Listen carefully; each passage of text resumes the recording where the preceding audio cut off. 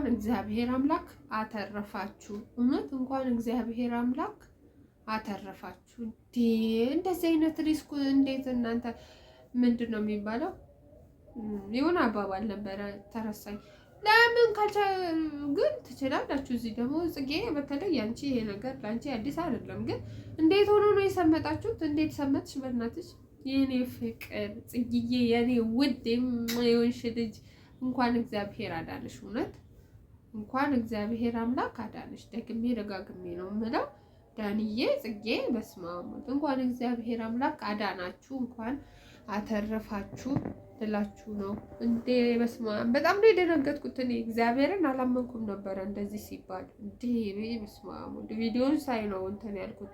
እንኳን እግዚአብሔር አዳናችሁ፣ እንኳን እግዚአብሔር አምላክ በሰላም አተረፋችሁ። ለማንኛውም ሰላም ጤና ይስጥልኝ። ውድና የተከበራችሁ የመስኪ ቤተሰቦች እንዴት ናችሁ? እኔ በጣም ደህና ነኝ፣ እግዚአብሔር ይመስገን። የማዳም ቅመሞች እንዴት ናችሁ? ሁሉ ነገር ሰላም፣ ሁሉ አሸዋይና ነው። እኔ ጋር ሁሉ ነገር ሰላም ነው፣ እግዚአብሔር ይመስገን። ጾም ነው፣ እንጾማለን፣ እንጸልያለን፣ እንሰግዳለን እና ሁሉ ነገር ሰላም ነው እኛ ጋር። እናንተ እንዴት ናችሁልኝ? የምር በጣም አስደንጋጭ ነገር ማለት በጣም የሚከብድ ነገር እንጃ ግራ ገባኝ። እንዴ በስመ አብ ትችያለሽ ደግሞ ዋና እዚህም ተዋኙ ነበረ። ምንድን ነው እንዴት እንደሆነ ራሱ እኔ ግራ ገባኝ። ለማንኛውም እንኳን እግዚአብሔር አዳናችሁ፣ እንኳን በሰላም ነፍሳችሁ ተረፈ። እንዴ በስመ አብ ወልድ ሰርግ ብላችሁ ወጣችሁ ሌላ ነገር ይዛችሁ ልመጡ ነበር እንዴ? በስመ አብ የሴጣን ጆሮ ይደፈን። ይሄ እውነት ጽጌ፣ ይሄማ እንጃ እኔ ራሱ መቋቋም አልችልም ነበር በእውነት። በጣም ነው የምወድሽ እኮ ዳንዬ፣ ጽጌዬ፣ ሁለታችሁ በጣም ነው የምትመቹኝ፣ በጣም ነው የምወዳችሁ። እና ይሄ ነገር ስሰማ በጣም ነው የደነገጥኩት። የምር በጣም ደንግጫለሁ። እንኳን እግዚአብሔር አዳናችሁ። እውነት እንዴ በስመ አብ ወወልድ ወመንፈስ ቅዱስ።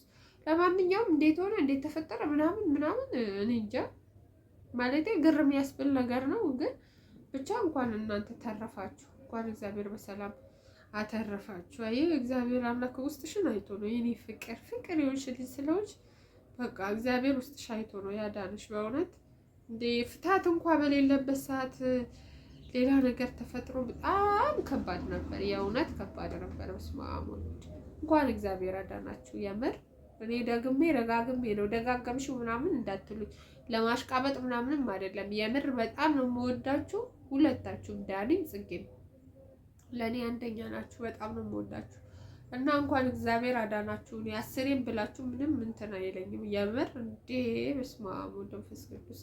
ለማንኛውም ተጠንቀቁ። እንደዚህ አይነት ነገር እውነት ከሀገር ሲወጣ ብዙ ነገር እዚህ ያለውና እዛ ያለው ነገር አንድ ላይ ሆን ይችላል። መጠንቀቁ አይከፋም፣ ብትጠነቀቁ አሪፍ ነው ባይ ነኝ። እና ከባድ ነው እንዴ በስመ አብ ወወልድ ወመንፈስ ቅዱስ። ምንድን ነው የተፈጠረው ነገር ብለን ግር እስኪለን ድረስ ነው የሆነው ነገር ያለው። በጣም ከባድ ነው። እና ሌላ ደግሞ የአብርሽና የሩታዬ ቻናል አደጋ ላይ ነው።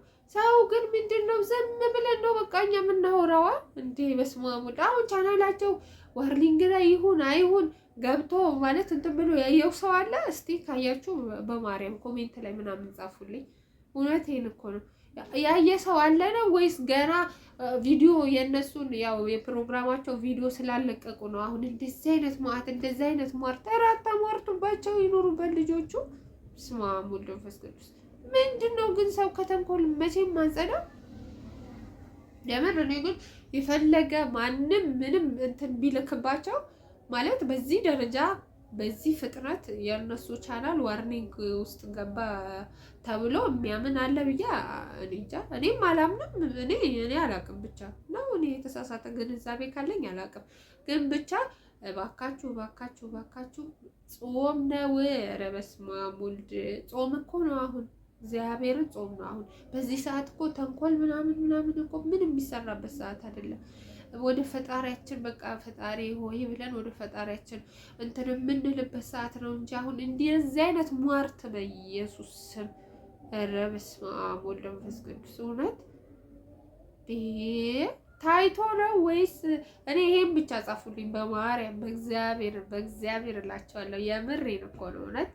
እውነት አይታችሁ ነው ማለት እውነት ዋርኒንግ ውስጥ ገብተዋል እነሱ ማለት በምን አድርገው ምን አጥፍተው ይሄን ያህል ህዝብ እኔ እንጃ የእነሱ አድናቂ እንጂ የእነሱ እንዲህ ኔጌቲቭ የሆነ ነገር ያለው ሰው አለ ብዬ ስለማላስብ ነው። ማለት ብዙ አድናቂ ነገሩ ያው ጠላትም ከሩቅ አይመጣም እኮ ግን ቢሆንም በዚህ ልክ እንደዚህ አይነት ጭካኔ ውስጥ እንደዚህ ይሄ እኮ በቃ እነዚህ ልጆች አሁን ዋርኒንግ ውስጥ ከሆነ እውነት አሁን ሰው እንደሚለው ከሆነ ይሄ ነገር ቻናላቸው ከተዘጋ እኮ በስመ አብ ከባድ ነው።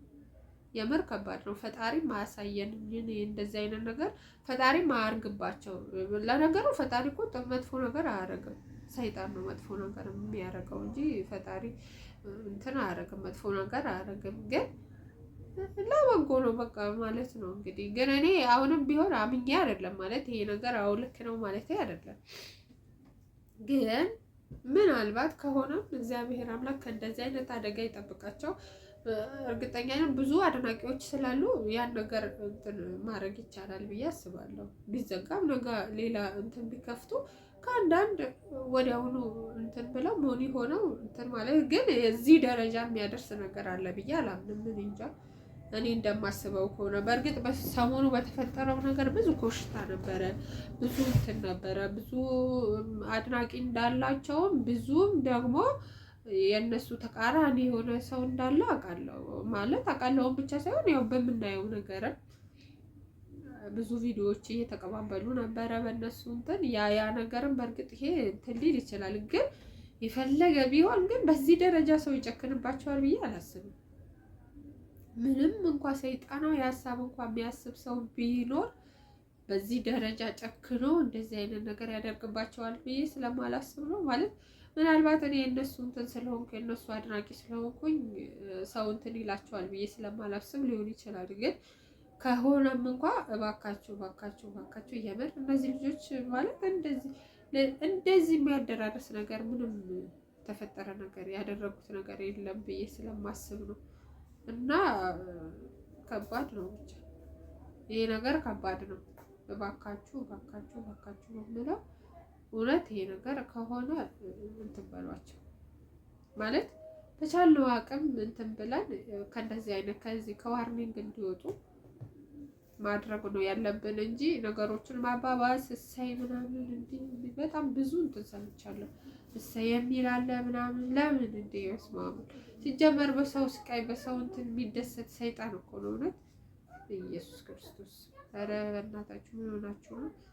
የምር ምን ሆናችሁ ነው? ስማሙ ኧረ እባካችሁ እውነት እንተዛዘን እንጂ ቢያንስ ቅንኑን ቅንቅን ከመሆን ቅንኑን እውነት ቅንኑን ምን ቅንነት መልካምነት እኮ አይከፈልበትማ።